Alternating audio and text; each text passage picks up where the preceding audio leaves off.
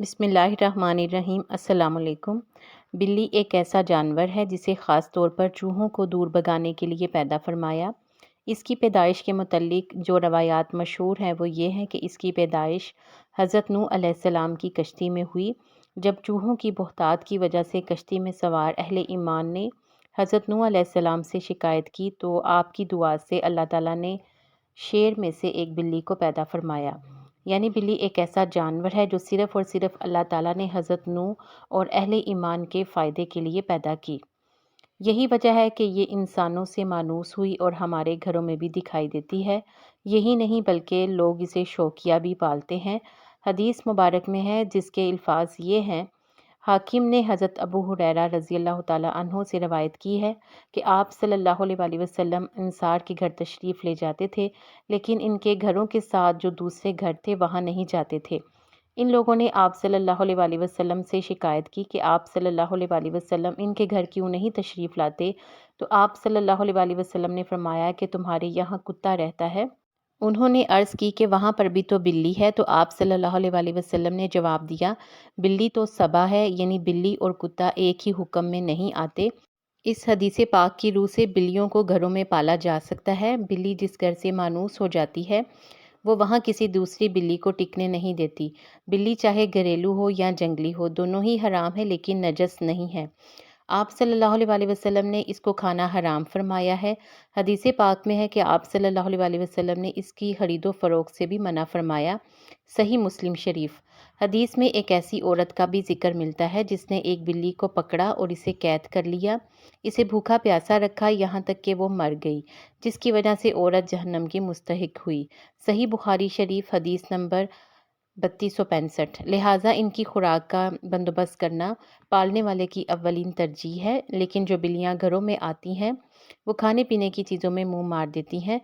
ایک حدیث ملتی ہے، حضرت عائشہ کو کسی عورت نے ہریسہ بھیجا، آپ اس وقت نماز ادا کر رہی تھیں، وہ عورت ہریسہ رکھ کر چلی گئی، اتنے میں ایک بلی آئی اور ہریسہ کھانے لگی، آپ نے نماز ادا کرنے کے بعد وہی ہریسہ کھا لیا۔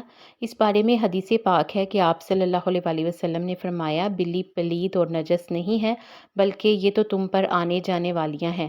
مشکوٰۃ شریف جلد اول حدیث نمبر 453۔ اس حدیث سے یہ بات ثابت ہوتی ہے کہ بلی اگر کھانے میں منہ مار دیتی ہے تو وہ کھانا ضائع نہیں کرنا چاہیے بلکہ کھا لینا چاہیے۔ ماہرین اس بات پر بھی متفق ہیں کہ ان کے کھانے میں منہ مارنے سے کوئی خطرناک جراثیم کھانے میں نہیں جاتے۔ بلیوں کو انسانی لمس بہت پسند ہوتے ہیں۔ حرام جانور ہونے کے باوجود اللہ تعالیٰ نے بلیوں میں انسان کے لیے بے شمار فائدے رکھے ہیں۔ سائنسی تحقیق کے مطابق بلی ڈپریشن سے چھٹکارا پانے کا ایک اہم ذریعہ ہے۔ بلیوں کو چھونا، ان سے پیار کرنا، ان کے ساتھ کھیلنا ان کو بہت پسند ہوتا ہے۔ اس سے انسان بھی بہت محفوظ ہوتے ہیں۔ ماہرین کے مطابق ان کے بالوں میں ایک خاص قسم کا بیکٹیریا ہوتا ہے جو ڈپریشن کو کم کرتا ہے۔ گھر میں بلی پالنے کا ایک فائدہ یہ بھی ہے کہ ان کی موجودگی سے گھر میں کیڑے مکوڑے حتیٰ کہ چوہے بھی ختم ہو جاتے ہیں۔ جو لوگ بلیاں پالتے ہیں ان میں دل کی بیماریوں کا خطرہ کم ہوتا ہے، یہ بات تحقیق سے پتہ چلی ہے۔ اس کے علاوہ 2011 میں کی جانے والی ریسرچ کے مطابق جو لوگ گھروں میں پالتو جانور پالتے ہیں ان کی عام آدمی کی نسبت ڈاکٹر کے پاس جانے کی شرح 15% کم ہوتی ہے۔ ایک اور چینی ریسرچ کے مطابق جو خواتین گھروں میں پالتو جانور پالتی ہیں وہ زیادہ باقاعدگی سے ورزش کرنے کی عادی ہوتی ہیں، اس کے علاوہ وہ باقاعدگی سے ہر کام کرتی ہیں۔ اسلامی نقطہ نظر سے بھی گھر میں بلی پالنے کا کوئی نقصان نہیں ہے۔ فرمان رسول صلی اللہ علیہ وسلم میں اسے پلید یا نجس نہیں کہا گیا اور نہ ہی یہ کہا گیا ہے کہ اس کے گھر میں ہونے سے رحمت کے فرشتے گھر میں داخل نہیں ہوتے۔ کچھ لوگوں کا خیال ہے کہ بلی اگر گھر میں ہو تو اس کو فرشتے نظر آتے ہیں، ایسا ہو بھی سکتا ہے۔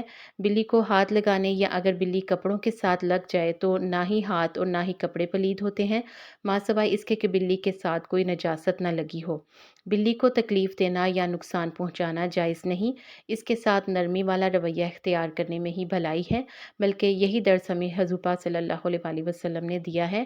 اللہ ہمیں اس پر عمل کرنے کی توفیق عطا فرمائے، آمین یا رب العالمین۔ اسی قسم کی ویڈیوز کو دیکھنے کے لیے چینل کو سبسکرائب کر دیں۔ شکریہ۔